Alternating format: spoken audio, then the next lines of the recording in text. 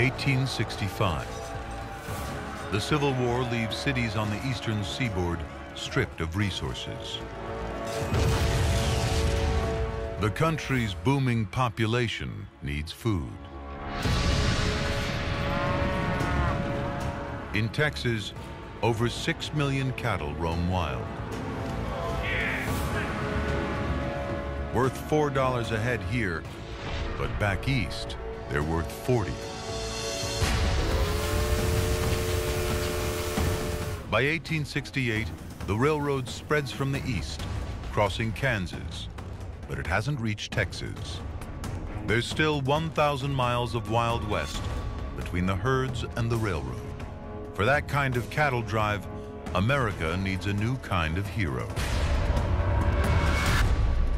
The cowboy. After the Civil War, 60% of the South's population lives in rural poverty.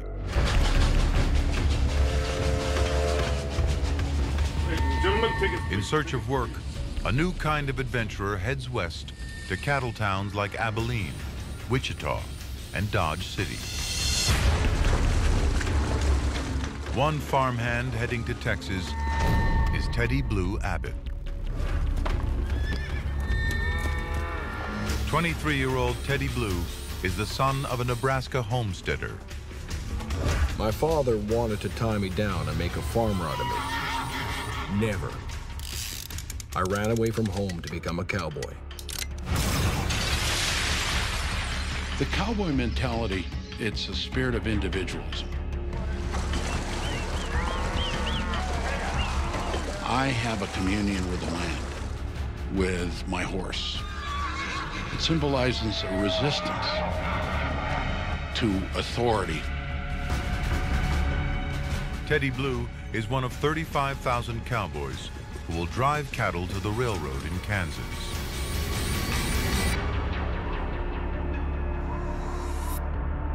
Standing in their way, 1,000 miles of untamed west, unforgiving terrain, and gangs of rustlers.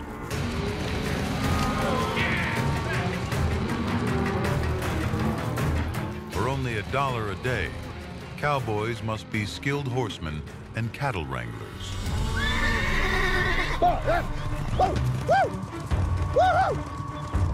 The lasso dates back to the ancient Egyptians. Mexican ranchers have been using them for centuries and passed their skills on to cowboys north of the border. Cattle brought over by the Spanish in 1493 had bred with settlers' cows from England, creating a new breed, the Texas Longhorn. After centuries roaming the plains, they're wild and easily spooked. Teddy Blue hears what every cowboy dreads: stampede.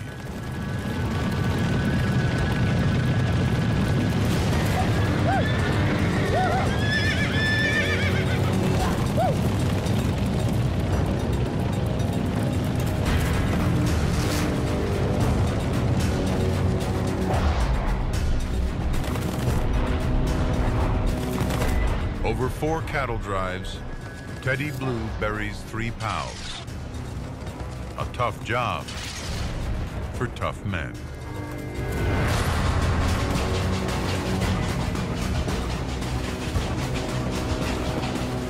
One out of 3 cowboys is Hispanic or African American. After the Civil War, thousands of freed slaves head to Texas looking for work. One is a 23-year-old from Alabama, Nat Love. It's his first chance to be judged for his skills, not just the color of his skin. The guys on the team are as broad-minded as the plains. It's every creed for himself and every friend for each other to the end. Many of the cowboys, to the surprise of most of us, happen to be African Americans. Black people have the dream of conquering the imagination just like white people do. The West, vast, wild, lawless. With herds worth up to $200,000, cowboys guard the cattle with their lives and their guns. Guns are a way of life in Texas, then and now. Even today, Texans own over 51 million firearms. It's very intrinsic to the American culture and the American identity. We always had a pistol or a rifle. And I think it's part of, don't try to tell me what to do. I'll fight off my enemies on my own. The cowboy's gun of choice, the Colt 45. Fastest handgun in the West. 6 shots without reloading. Colt produces over 30 million guns. The most popular being the iconic 45. In 1873, a Colt 45 cost $17, half a cowboy's monthly salary. 6 rounds of bullets, half a day's pay. Frontiermen would say, Abraham Lincoln may have freed all men, but Sam Colt made them equal. Cowboys drive 5 million cattle from Texas to the railroad in Kansas, the largest migration of livestock in U.S. history. But one simple invention will soon threaten the cowboys' entire way of life: barbed wire. In just 20 years, 2.5 million new settlers flood into the West. New farms cover 500 million acres of open range. A new battle rages: cattle rancher versus homesteader. Cowboys like Teddy Blue and farmers are on a collision course. They'd plant a crop next to the trail. When the cattle got into their wheat, they would come out waving a shotgun and yelling for damages. Boundary disputes are violent, often deadly. One farmer is determined to find a cheap and effective way to keep livestock off his land. Joseph Glidden.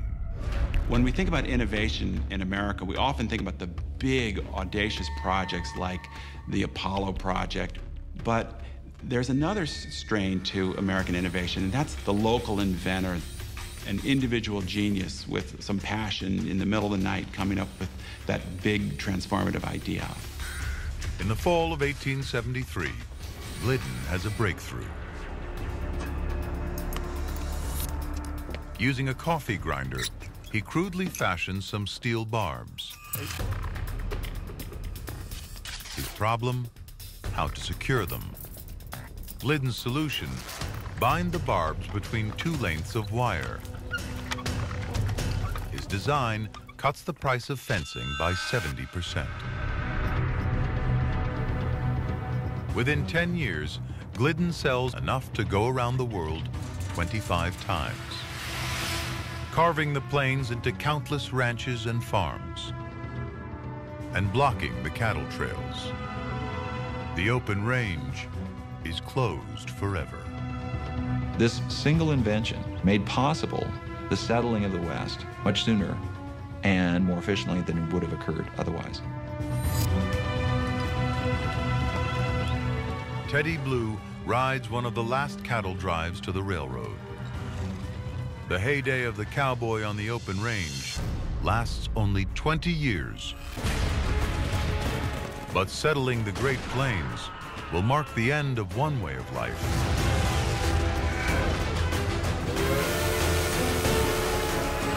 and the birth of another.